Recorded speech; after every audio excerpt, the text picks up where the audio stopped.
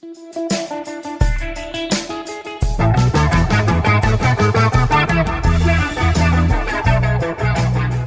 to Fizzics TWIST, this week in science and technology, powered by Fizzics Education.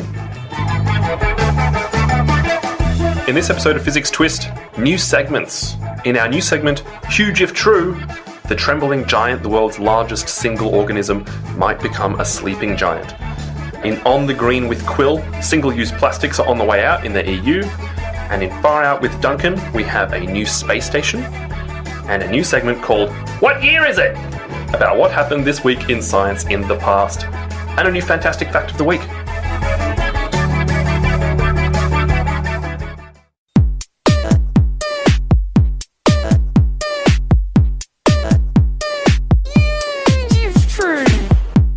All right. Huge if true.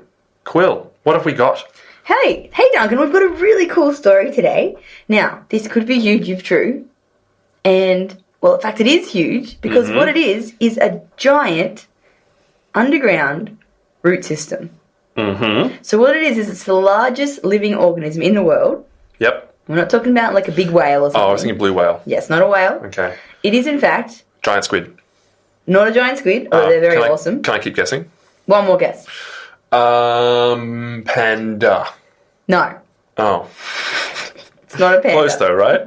You are close. So it is, in fact, a giant singular root system, which means lots and lots of trees, but their roots all growing. What's it called? Together. It is called Pando. Oh, so close. You were close. So it is actually called Pando. So Pando is a kind of aspen, which is a kind of tree. Right. And these aspen trees are actually all clones of each other, which means they're all genetically identical. Cool. Yeah. So thousands and thousands of these genetically identical clones. They take up over 100 acres. They have a kind of connected singular root system, which makes them a single living organism. That's crazy. And the really sad thing is... It's like sort of Siamese twins. Yeah, sort of. Yeah. Yeah. But like hundreds of millions of them. Yeah. In a way. But even more like identical than Siamese twins, because the Siamese twins are joined together, but then they're still different people. But they can be different, yeah. So, yeah, like if you had two clones joined together. Yeah. So Siamese twins are the same person. Millions of them. Yeah. And they're also half underground. And they're half underground. Anyway. But that's right. So, and it's called Pando, and which is actually Latin, because scientists love to use Latin definitions for things. And Latin actually means I spread out. That's what Pando means in Latin. That's pretty clever. Yeah. That's pretty clever. I spread out. So Pando is this giant, kind of like a forest, but it's all of cloned aspen trees. Yep. And they're all connected with the same roots. Where is it? It is it's in California. No, it's in Utah, sorry. Wrong state. So it's in Utah, in the Fish Lake National Forest. Yep. And it's actually a bit sad. It's collapsing. It's dying. It's dying. Damn. And you know why? It's getting old. Oh, is that why? It's getting old. That's all. It's just getting old. It's just getting old. But you Right. know what? It is getting old. And what normally happens is, normally as it starts to get old, little roots, little shoots pop up. Yep. And you start to get new trees, right? Yeah, so as the old ones get old, the new ones pop up and you have more new ones coming through and then they're kind of replacing them and they're constantly kind of being replenished. Yeah.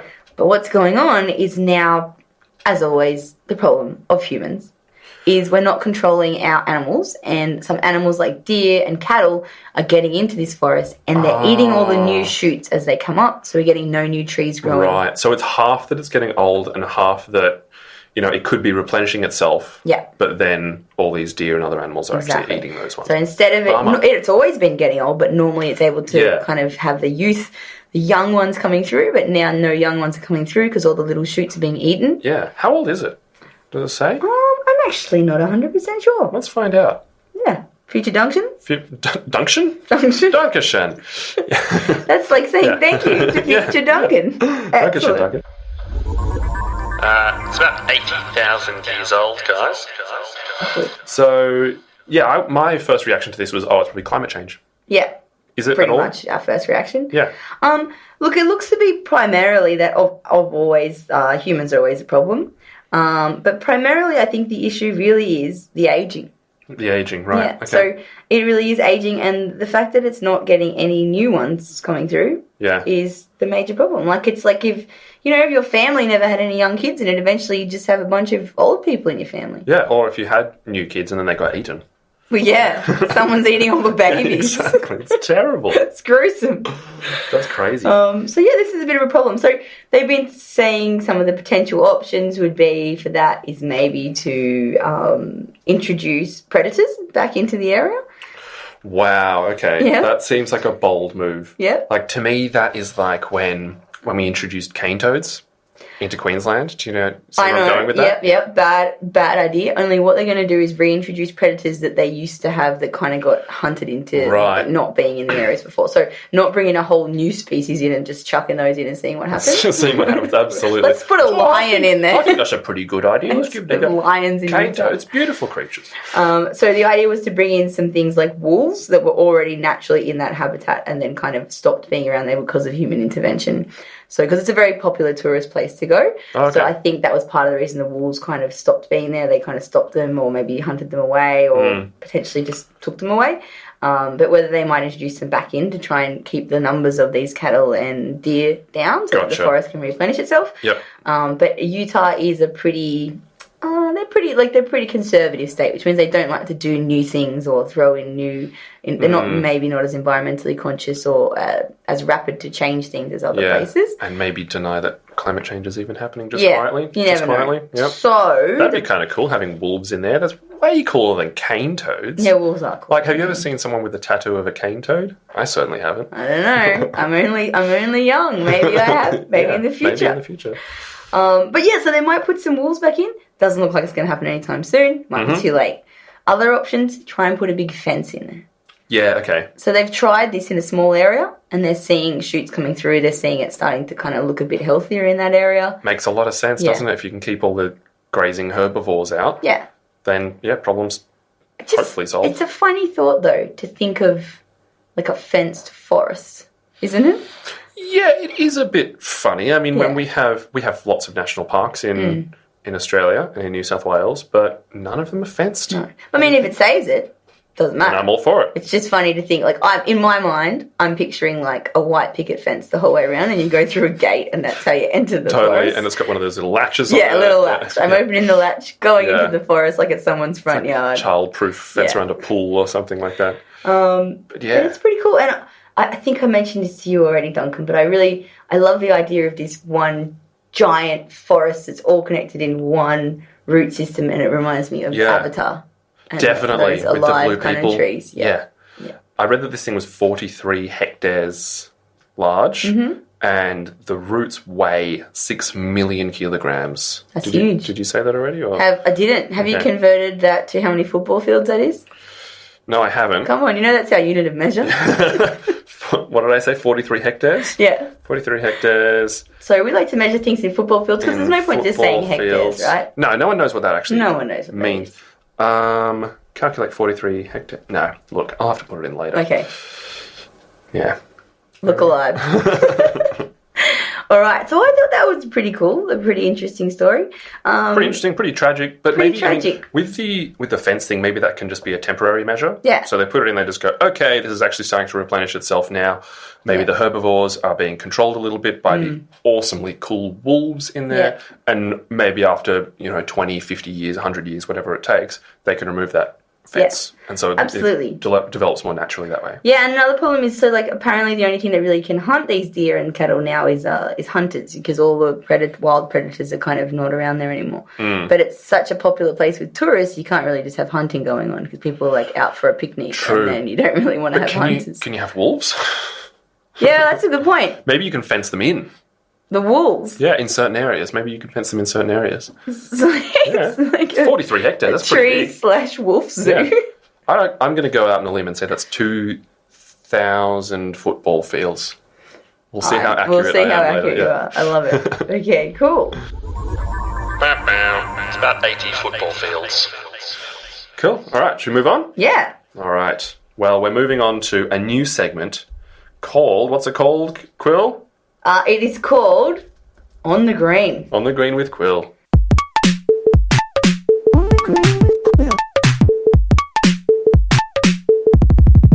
And what's the segment all about? This segment, of course, Duncan and I decided we just naturally were kind of accidentally I was always talking about environmental things. Duncan was always talking about space. Why not roll with it and make it a segment? So this is my segment about environmental things. Yep. I'm not going to rant at you. I'm just going to tell you what you should. I think that's why the maybe listeners just a tune little in. bit. Yep. Just a little. Rant. So it's just we're going to keep you up to date with what is going on environmentally around the world, what you can do to help, and what else is happening. Yeah. Now this one is actually a couple of weeks old, but I thought best to include it because we've had some pretty relevant news to this in Australia over the past few months, I would say. But it's good to see that the trend is continuing. Anyway, take it away. Plus, it's huge, so you can't just ignore it even if it is a couple of weeks old. Yeah. So this is really cool. The EU, which is the European Union, so a bunch of places over in Europe, has basically just voted to completely ban all single-use plastics. All single-use plastics. We're not just talking plastic bags here. Yep. We're talking straws, we're talking cutlery, coffee stirrers, the whole kit and caboodle. Yeah, nice. Yep. Which is huge, right? And this is really, really important because we keep saying, we need to ban this, and nothing really gets done. But the reality is our oceans are filling up with plastic. Total waste. I mean, as if you can't just bring along a pair of metal cutlery to a picnic or something.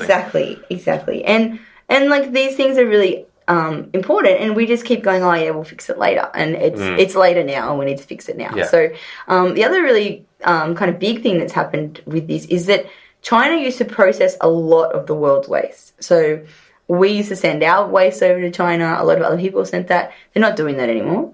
Yeah. They've had enough of dealing with the world's rubbish, Yep. which is fair enough. Everyone should deal with their own rubbish. I don't want it. And that means we now have this huge issue where we've got a huge amount of rubbish and nothing to do with it. Yeah. Right?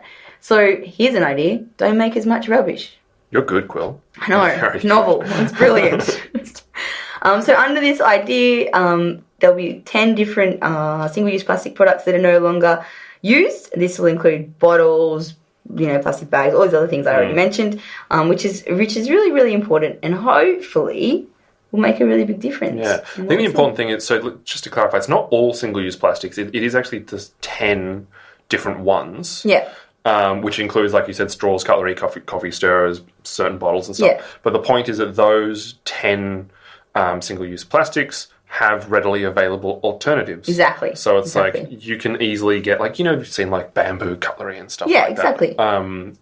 Stuff that can actually be properly reused and recycled. Yeah, like we're not trying to say, hey, you shouldn't be able to use, like, if you need medication or something that comes in a single plastic thing, stop taking your medication. No, that's bad not luck the if case. your heart stops. Yeah. It's more like the things that you can very easily, like I have a set of cutlery that I carry in my handbag. I have a metal straw in my handbag. All these things, really easy. Don't use single-use plastics. I have a water bottle. Like, you can't just not use straws. Yeah. I mean, that's the thing, like, we could not use straws. We can just drink out of a cup. No worries. No problem Some at all. people can't. But there are some people who need a straw. Yeah. Such as people who might be disabled or have long mustaches. Yeah. Or people that might have recently undergone surgery and can't drink from a cup. Precisely. Yeah. Or little kids maybe sometimes when they're really little. Like little babies. But those you can get drink bottles with little things like that attached. Have you seen that gif of that kid who's trying to drink out of a cup where he lifts it up like on top of his face and the whole thing just goes I haven't seen the gif, but I do have a 1-year-old nephew, so I've seen a similar. You probably see it eventually. Yeah, exactly. Yeah. Funny. So that's right. So we're trying to stop the use of unnecessary plastics. There are the occasional necessary things and sterile things for medical purposes and stuff. Those aren't the things we're trying to talk about here. Yeah. And they're not the big problem, to be honest. It's the problem of things that people are too lazy to bother carrying stuff around with them. From what I've heard, the straws are a massive issue. Yeah, it's crazy. But yeah, so 90% of plastic bottles will have to be recycled by 2025. And people, like the companies who are actually manufacturing them, they have to cover the cost that goes into actually managing all of the waste that they produce. Yeah, and this is something I can't believe hasn't happened earlier. It's striking, isn't it? Huge companies like, I don't want to start plugging brands or anything here. I don't want to get sued. But, huge companies that produce soft drinks and stuff that are responsible for so much of this plastic and also have so much money on profits that they're making should be paying money to help clean up with these or to pay for the recycling of these or whatever else. It's strange because when you hear it or when you read it, you go, of course. Yeah. Right? Logic. But I hadn't thought of that previously. But when you read it like that, it makes perfect sense. Makes sense. So yeah, I think extremely good move. Very good stuff. What else on that one? No, that's about it. I think that's about it. Just important, as always. Use your recyclables. Use your take home cup. I've started composting really Nice. recently. Yeah, I moved into a new place. There's a little compost thing in the kitchen there, so all of my apple cores and banana skins and all that sort of stuff goes straight in the compost. Not sure what we're going to do with it, but I believe in New South Wales now, we might want to fact check this, but I saw a big poster actually when I was out doing a show recently, when I was out in parks actually, and there was a big thing in the library about how you can actually compost a lot of your food scraps into the green bin. It depends on your local area, and this is a newer thing, but you might want to check your local area, but there is actually a lot of food scraps you can, in some areas, put into your green waste bin. cool.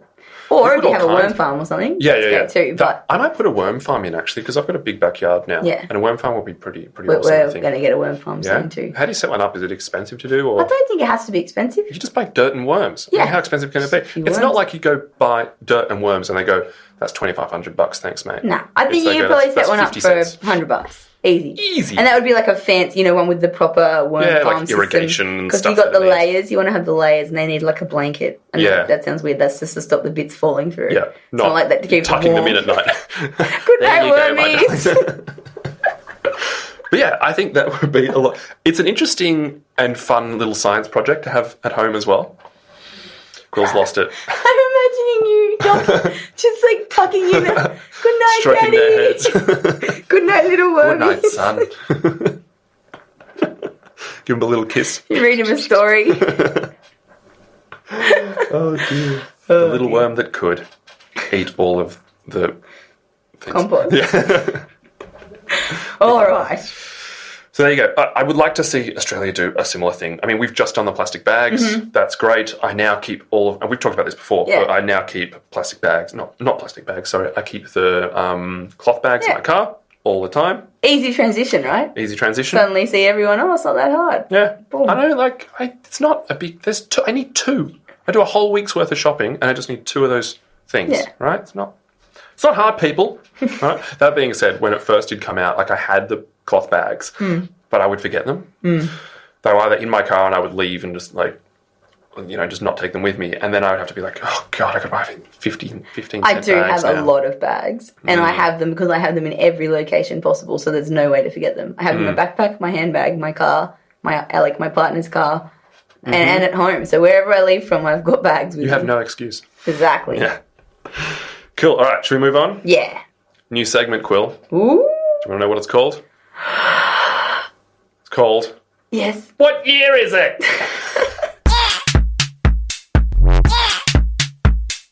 What year is it?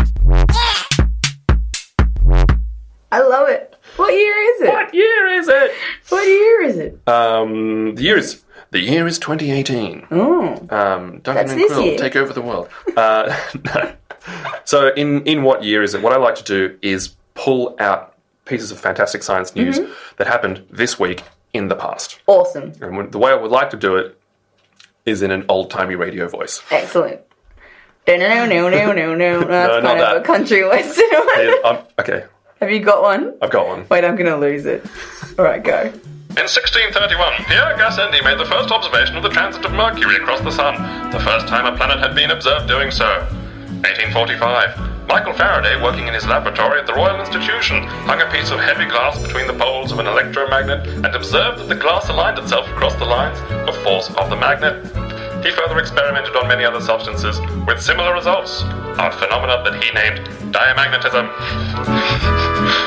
1908, Professor Ernest Rutherford announced in London that he had isolated a single atom of matter. 1918, Robert Goddard demonstrated a tube-launched solid propellant rocket using a music stand as his launching platform.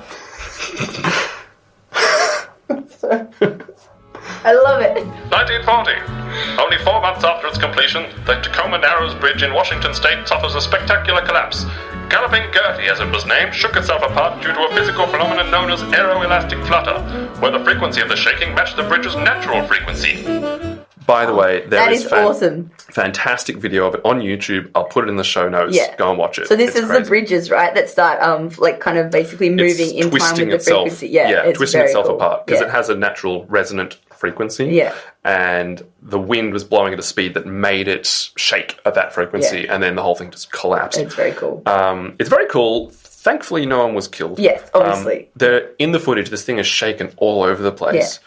And someone like left their dog in their car or something, so they ran back onto the bridge. It was only a 2-lane bridge. Yeah. It was really long though. It was almost as long as the what's one in San Francisco called? Golden Gate. Golden Gate. Thank you. Almost as long as that. And he went and got his dog and Good on him. belted back. Anyway. In 1957, Sputnik 2 was launched with the first live animal sent into space. A Siberian husky, Laika, was on board. Laika died in orbit. The first human to pilot a spacecraft, Yuri Gagarin, followed on the 12th of April 1961 aboard Vostok 1. 2000, American astronaut Bill Shepard and Russian cosmonauts Yuri Gitsenko and Sergei Krikalev became the first permanent residents of the International Space Station at the start of their 4-month mission. After their Soyuz spacecraft linked up at 11 a.m. GMT, William Shepard Those guys again. entered the station, turned on the lights and life support systems, and proceeded to set up a live television link with the Russian mission control to confirm that the moving was going well. That's the end That was awesome. of what year is it? What year is it? What year is it? I'm not going to lie, I was so impressed and distracted by the voice. I'm not sure I actually heard any of the actual cool facts. There's a lot of cool facts. There was a lot of cool I mean, facts. this has been a busy week in the past. It has. And the good thing is, the past is such a vast repository of things that have happened.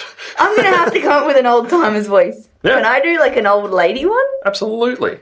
Oh. Oh, darling. I have this old lady character I sometimes used to act out when my sister and I were travelling. Her name was Moira. Do you want to do it next week then? Maybe. I haven't done it in Keep, a while. keep practicing. I'll need to I reserve the practice. right to veto it because I'm very proud of my, it's called a transatlantic accent. Have you been practicing that at home? No, I haven't. I think watched. you have. No, I literally didn't because I've done it before, and then I watched some YouTube videos, but I haven't actually done it. That was the first time in a while. It was good. It was great. So yeah, imagine being the first people to enter this International Space Station amazing. and then turn on the lights. Like, how weird would that Yeah. be? And this is the thing I think about modern science too. Is like, yes, we're still doing new things, but anytime you do the science that is brand new, if this makes sense, it must be so amazing. Like, oh yeah, you've been to space, but so has everyone else, right? At Totally. this point. But imagine being the first person. many people have been to Everyone's space. been to space. But imagine being literally like the first person. Like, they sent a dog up to check it would be okay, and actually the dog died up there. Yeah. Which is very sad. Well, they had no intention to actually bring it back. That's the thing. That's extra sad. Yeah. But to be the first person to go up knowing that was what happened to the last living organism that went up there, it's pretty hectic. So. Yeah, absolutely. Yuri Gagarin. Wow. Total hero. Lots of amazing people from the past doing very awesome things, and people in the future. I know. And Maybe present. we'll go to space one day. Maybe. Be invited by NASA. They're like, oh, Fizzics TWIST, best podcast. We should come to space, record an episode up there. That'd be not? great. Would you like to know a fantastic fact of the week? Fact of the week. Check out this fact of the week. I've been G'ing up this fact of the week to Quill, and I think it's a really good one. It's the anticipation. Fact of the week is November 2002 was the last time that all living humans were on Earth at the same time. Because ever since then, the International Space Station has been occupied continuously. That's cool. Isn't that incredible? That is pretty cool. Sorry, you can't actually see me smiling. I need to actually realise that I need to make a more I know, it's the sound effective. It's a slow burn. That's that awesome. fact to kind of appreciate how fantastic that is. November That's 2002 crazy. was the last time that all living humans were on Earth at the same time. So there's for always 16 someone. years, almost to the day, actually. There's always someone in space. There's always someone in space for the past 16 years. That's pretty cool. Isn't that mental? I really like that one. It's not always the same person either. It's like a No. switch around. Yeah, they do a little switcheroo. That is cool. But at no point since November 2002 has someone needed to enter the International Space Station and turn the lights on again. That's a good thing. Yeah. There's Because, always been someone you up might there. blow a light bulb. Yeah. How many And then you'd astronauts be- does it take to change a light bulb? Depends if there's a light bulb shop nearby. Yeah. Which there probably I'll just isn't. pop down the shops. How many watts is it?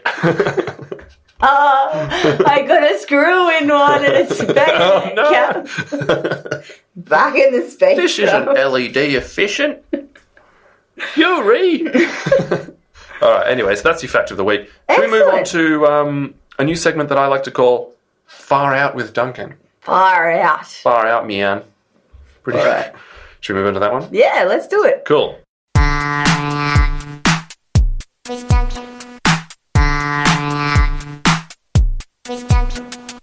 And so obviously Far Out is, like Quill explained, I like space stories. Mm-hmm. They just tickle me. They make you go far out. Far out, man. Yeah. That's wild. That's crazy. You're crazy, man. You're so crazy. So anyway, Far Out with Duncan is about space stories. And this one's actually related to the previous thing we just talked about, which is that China has unveiled a replica of its first permanently crewed space station. The plan is that it's effectively going to replace the International Space Station. Okay. Because that's due to be decommissioned. We've talked about this before, actually, but I think it's 2 years? It's 2024. Oh, okay. Yeah. I think that it's decommissioned. So, yeah, they're making a new one. They've made this replica. They've unveiled it at something called Airshow China. Ooh. It's 17 meters, like the main part of it, the core, what they call the core module, is 17 meters long, which is not even close to how big the International Space Station is, actually. But so will it be an international one or just for Chinese? It will be international. Okay. It's just that China are building and developing it. Cool. So, yeah, it's a sort of big, long, cylindrical thing, and it's called the Tiangong. Does that name ring a bell to you? No. Not so much. Should it? It should, because in previous episodes we talked about a space station called the Tiangong-1. Oh. The Tiangong-1 was a Chinese space station that crashed back down to Earth after they lost control of it. That was in about April of this year, I think. So it had been floating up there. They've had no control of it for like 2 years, and eventually it crashed back down to Earth in the spaceship graveyard. April was so long ago. I know, an eternity. Sorry.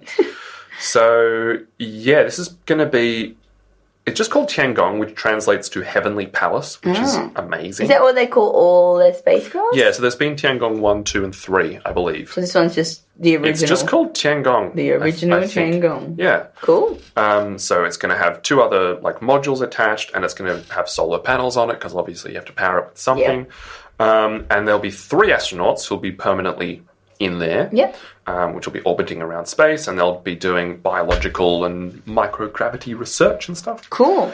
Do they grow their own food? I'm sure they have. I feel like this is something they do in space, and I don't know if it's just from movies and The Simpsons. No, I think it's more experiments about can you actually do this. They wouldn't be able to grow enough food to eat. They wouldn't have any room. No, they'd have they'd grow a carrot and be like, wouldn't cool, we did it. Wouldn't they all get scurvy? I'm sure, no. How do you get scurvy? When you don't have enough vitamin C. Yeah. And what are those pills that you can get? Vitamins, but surely you need some fresh food as well. No, it's space food. I want to eat space food. Space food. Awesome. So, yeah, they're going to complete it in 2022, so just before the ISS is decommissioned. Oh, that's weird. They say it's only going to last 10 years, which is weird, but, I mean, we'll see how it goes. Because probably by then we'll have something like some kind of giant floating world out there. Yeah. But it's weird because they'll have the only space station, the only manned space station anyway, in orbit after 2024. Get this, the ISS, you want to know how big it is? It's big as a soccer pitch, big as a football pitch. Just one? Yeah, just one. So one. So one. Now, you know what we can start doing? What's that? Instead of comparing things to the size of a football field, we can compare it to the size of a space station. How many space stations is that? Well, there you go. That's much more relatable because everyone knows the size of a space station. We do now. The keen listeners... so I think that will be good because they're going to allow other countries to actually use the facilities aboard the space station. Cool. It's going to be open in that sense. So they basically said, even though China and other countries sometimes they don't really get along, they've just said, nah. In space, everyone's just from Earth. Absolutely. There's no countries Planet in Earth, space. Far out, Earth people. Yeah. Cool. They're all one That's people. Awesome. So we'll see how that goes because, given that Tiangong 1 didn't go so well, I hope that this does better. So I'm still a bit skeptical. Hopefully. Sorry, China, if you're listening. I'm sure we'll get along. I'm sure it'll be fantastic. But prove me wrong. I like that they're sticking with the name even though it hasn't gone so well in the past. Because Totally, often yeah. people are like, oh, that's a cursed name. We won't keep using that name. Absolutely. I like that it's more scientific. They're like, you know what? We like this name. This hasn't been soured at all. Yeah. Yeah, cool. They're really sticking to their guns. Yeah. Respect. Good on them. Respect, China. Good on you. What else do you have for me today, Mr. Duncan? Well, I thought to round out the podcast, because Yep. it has been so chock full of hot content. Oh, Hot content. Oh, my smoking. God. So many segments. Burning. So I thought we could round it off with even more content. Combusting even. Oh! What else is our hot content? Well, recently, was it you that introduced me to the classification rap? Yeah. Oh, Yeah. yeah. Yeah. Yeah, Tell this me about the classification rap. Look, this has been around for a long time. But I recently discovered that maybe other people at Fizzics weren't in the know about the awesomeness of the classification rap. I was not in the know. And so I put the classification rap on and blew some minds. So the classification good. rap is amazing. It's basically a rap about, wait for it, classification. Whoa! Hey, far out. But it's really cool and it's a really good way to remember all of the different classifications. So when you say classifications, you mean biological classifications? Exactly. So Like the different phylums and genus. genus, phylum. Yeah. Don't spoil it. Wait, sorry. I get excited. So, before we play it, we'll just say that's a wrap on Fizzics Twist Thanks this for week. listening. Thanks for joining us. And don't forget to listen to the actual Fizzics Education podcast run by the fantastic Ben Newsom. Mm-hmm. He's a lovely man. A lovely book. And also, if you liked it, as in this podcast that you're listening to right now, Fizzics Twist, you can rate us on iTunes. It does really help us out. And we will hopefully be back very, very shortly. And that's all. I think that's all we've got. Yeah, get your classification dance on. Bye-bye. Bye.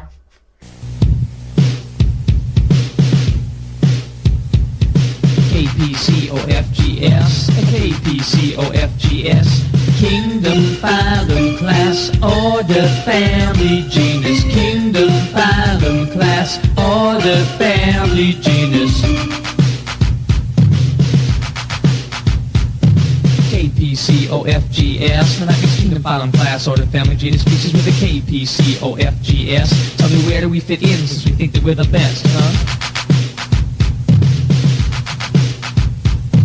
KPCOFGS, that means Kingdom, Phylum, Class, Order, Family, Genus, Species in KPCOFGS. When you classify a man, is he different from the rest? Kingdom, Phylum, Class, Order, Family, Genus. Kingdom, Phylum, Class, Order, Family, Genus. Just look around you. Just look around you. KPCOFGS. What's our kingdom? What's our class? What's our family? Can't you guess? KPCOFGS. If we're nothing more than animals, we're really nothing less. KPCOFGS. It's so nice to be a vertebrate with skeletons to dress. KPCOFGS. It's a trip to be a mammal when you drink from mama's breast. Kingdom, Phylum, Class, Order, Family, Genus, KPCOFGS. As the lord of all the primates, you could say that we've been blessed. Talking KPCOFGS. We're in a family with an ape, but all that's such a hairy chest. Kingdom, Phylum, Class, Order, Family, Genus, Species. Talking Kingdom, Phylum, Class, Order, Family, Genus, Species. Yeah. Just look around you. Look around you. KPCOFGS. Genus Homo makes us men, whether we're from east or west. Talking KPCOFGS. Now, if we're the wisest species, then I think we should invest in our minds. In our brains. In our minds. In our brains. Because we're the Homo sapiens. Who's bad? Kingdom, Phylum, Class, Order, Family, Genus. Kingdom, Phylum, Class, Order, Family, Genus. Kingdom, Phylum, Class, Order, Family, Genus. Kingdom, Phylum, Class, Order, Family, Genus. Kingdom, Phylum, Class, Order, Family, Genus.